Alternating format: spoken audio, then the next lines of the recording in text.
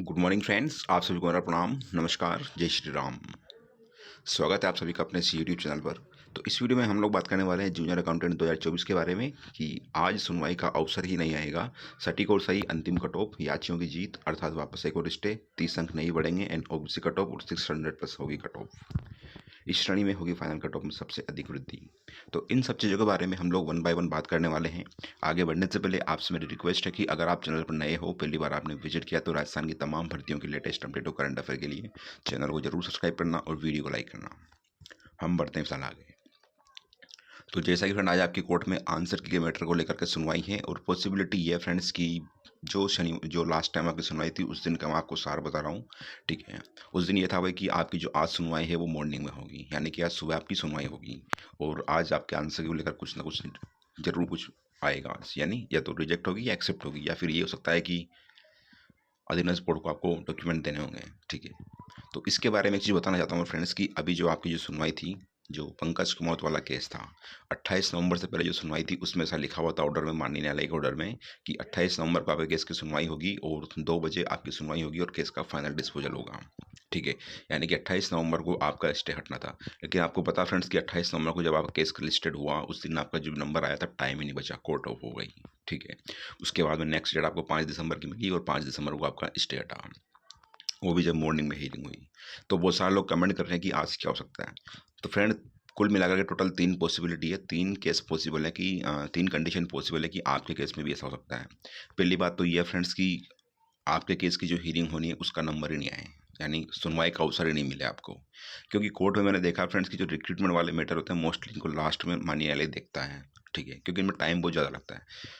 ठीक है, अगर आपका सुनवाई में नंबर नहीं आएगा तो फ्रेंड्स ये कि कुल मिलाकर आपको नेक्स्ट डेट मिलेगी। नेक्स्ट डेट का मतलब आप समझ सकते हो कि लगभग दिसंबर के एंड में या फिर नए साल में आपको डेट मिलेगी और तब तक भी ज्वाइनिंग वाला प्रोसेस वो कंप्लीट हो चुका होगा। ठीक है, हालांकि मैं नेगेटिव बात नहीं बोल रहा, मैं रियलिटी बता रहा हूँ आपको। क्योंकि आपको पता फ्रेंड्स जो आंसर की वाला मैटर है, जिसको माननीय न्यायालय में फाइनल आंसर को चैलेंज किया गया है, उसको लेकर के फिलहाल आपकी भर्ती पर कोई भी स्टे नहीं है। और एक जो मिनिस्ट्रियल एम्प्लॉय वाला मैटर है उसको लेकर के भी आपकी भर्ती पर कोई भी स्टे नहीं है। एक स्टे था जो पंकज कुमार वाली याचिका थी उसकी वजह से, और वो डिस्पोज हो चुकी है। यानी कि अधीनस्थ बोर्ड अब एक गुना परिणाम ज्वाइनिंग देने, मतलब वैकेंसी को कंप्लीट करने के लिए पूरी तरह से स्वतंत्र है, उसके ऊपर किसी तरह कोई भी बाध्यता अब नहीं है। मैं बताना चाहूँगा फ्रेंड्स कि अधीनस्थ बोर्ड इस चीज़ के लिए बहुत सीरियस है, वो जल्दी से जल्दी इस वैकेंसी को फिनिश यानी कि कंप्लीट करना चाहता है। किसी भी तरह से जिन लोगों का सिलेक्शन हुआ है 2 गुना में उनकी 1 गुना लिस्ट पब्लिश करके, और मैं आपको ऑथेंटिक इन्फॉर्मेशन फ्रेंड्स की दिसंबर के एंड तक आपकी ज्वाइनिंग होने की पूरी पूरी संभावना है। आपका जो 1 गुना परिणाम है आज तो नहीं आ पाएगा, लेकिन आज के बाद में, यानी कि मैं इतना कहना चाहूँगा फ्रेंड्स की जो आपका जो ये वाला वीक है, मंडे से लेकर फ्राइडे के बीच में या सैटरडे के बीच में कभी भी आपका 1 गुना परिणाम जारी हो सकता है। अधीनस्थ बोर्ड ने अपनी तैयारी शुरू कर दी है। ठीक है, क्योंकि अधीनस्थ बोर्ड जानता है कि अभी कोर्ट में और भी याचिका लगी है, उनकी वजह से कहीं स्टे ना आ जाए, क्योंकि स्टे हटवाना अपने लिए एक बहुत बड़ी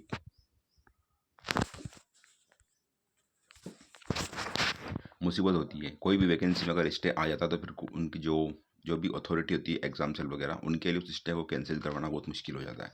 तो अधीनस्थ बोर्ड नहीं चाहेगा कि आज इस पर किसी तरह का स्टे है, या फिर या फ्यूचर में कोई भी इस भर्ती को लेकर, आंसर की को लेकर के, या फिर मिनिस्टर एम्प्लॉय वाले कैटेगरी को मैटर को लेकर के कोई इस भर्ती को स्टे है, तो वो जल्दी जल्दी आज जो है वैकेंसी कंप्लीट करना चाहेगा। ठीक है, तो कुल मिलाकर ये फ्रेंड्स अगर आज आपकी सुनवाई नहीं होती तो आप समझ सकते हो कि फिर जिनकी ज्वाइनिंग पेंडिंग है, यानी कि फाइनल रिजल्ट पब्लिश होना बाकी है, वो पब्लिश हो जाएगा।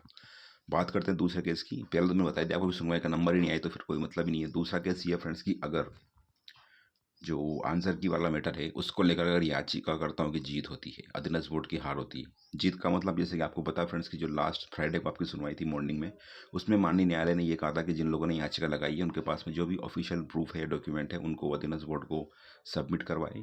सबमिट करवाने के बाद में अधीनस्थ बोर्ड एक रिव्यू कमेटी बनाएगा और रिव्यू कमेटी जो डॉक्यूमेंट सबमिट किए, जो क्वेश्चन है उनके सपोर्ट में, जो ऑथेंटिक डॉक्यूमेंट जो भी है उनको वो कमेटी एनालिसिस करेगी। उसके बाद में वो डिसीजन देगी भाई कि जो चीज़ें उन्होंने वास्तव में पेश की है उसके अकॉर्डिंग क्वेश्चंस के आंसर दिए हैं या चेंज किए या डिलीट किए, वो डिलीट होना चाहिए या आंसर चेंज होना चाहिए, या वो सारी बातें कि होना चाहिए नहीं होना चाहिए।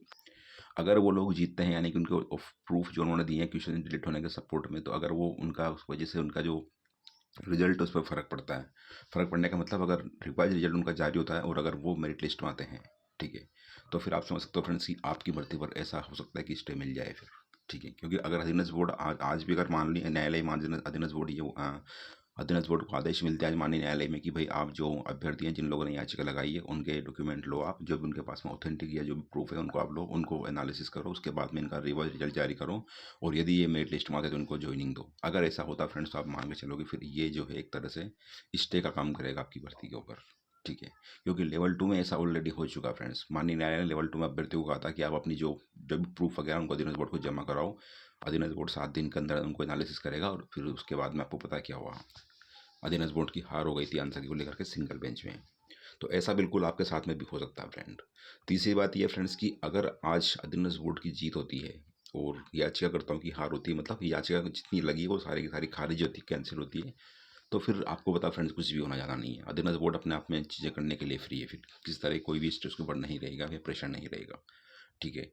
मैं ये संभावना बता रहा हूँ फ्रेंड्स कि 3 चीज़ें पॉसिबल हो सकती है। एक और मैटर आपका मिनी ट्राइब्यूनल कैटेगरी का चल रहा है तो उस पर आज सुनवाई होना थोड़ी मुश्किल है क्योंकि दोनों मैटर अलग अलग है। तो आज जब सुनवाई होगी तो उसकी सारी अपडेट मैं आपको बता दूंगा मैं, ठीक है फ्रेंड्स। रही कट ऑफ की बात तो बहुत सारे लोग कमेंट कर रहे हैं कि 600 ऊपर से कट ऑफ जाएगी, 700 620 कट ऑफ रहने वाले, तो ऐसा बिल्कुल भी नहीं है फ्रेंड्स। लोग बता रहे हैं कि 30% ही तो कट ऑफ, 30 नंबर का मतलब होता है लगभग 9 नंबर।